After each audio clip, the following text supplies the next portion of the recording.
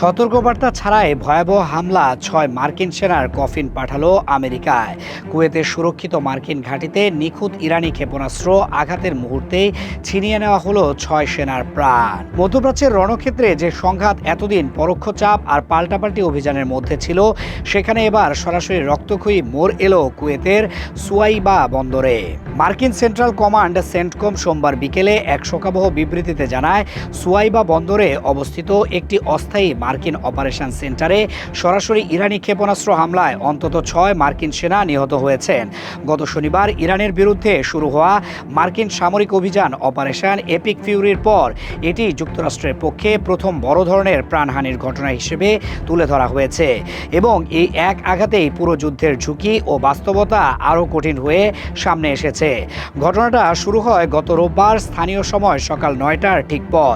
প্রত্যক্ষদর্শীদের বর্ণনায় কুয়েতের সুয়াইবা বন্দরে ৩ গুণ প্রশস্ত ট্রেলার সদৃশ অস্থায়ী অপারেশন সেন্টারটিতে হঠাৎ হামলা চালানো হয়। হামলাটি এতটাই আকস্মিক ও তীব্র ছিল যে কোনো মুহূর্তে সতর্ক সংকেত বা সাইরেন বাজানোর সুযোগই তৈরি হয়নি।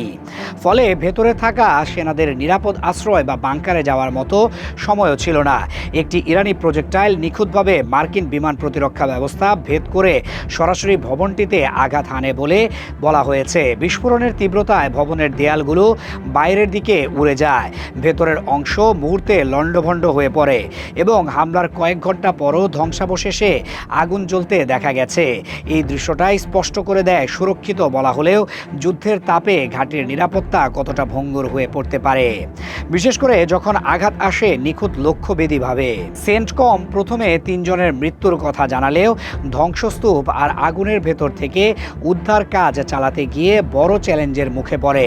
সোমবার বিকেলে আরও 2 সেনার মরদেহ উদ্ধার হওয়ার পর মোট নিহতের সংখ্যা বেড়ে 6-এ দাঁড়ায় বলে জানানো হয়। সেন্টকমের মুখপাত্রের ভাষ্য অনুযায়ী হামলার সময় ওই সেন্টারে ডজনেরও বেশি সেনা অবস্থান করছিলেন এবং এই ঘটনায় এখন পর্যন্ত 18 জন সেনা গুরুতরভাবে আহত হয়েছেন।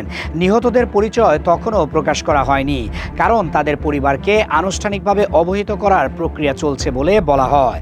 প্রাণহানির পাশাপাশি আহতদের সংখ্যা এই ঘটনার ভয়াবহতা আরও বাড়িয়ে দেয়, কারণ এটি শুধু একটি আঘাত নয়, এক মুহূর্তে একটি অপারেশনাল কাঠামো এবং সেখানে থাকা জনবলকে একসঙ্গে ভেঙে দিয়েছে।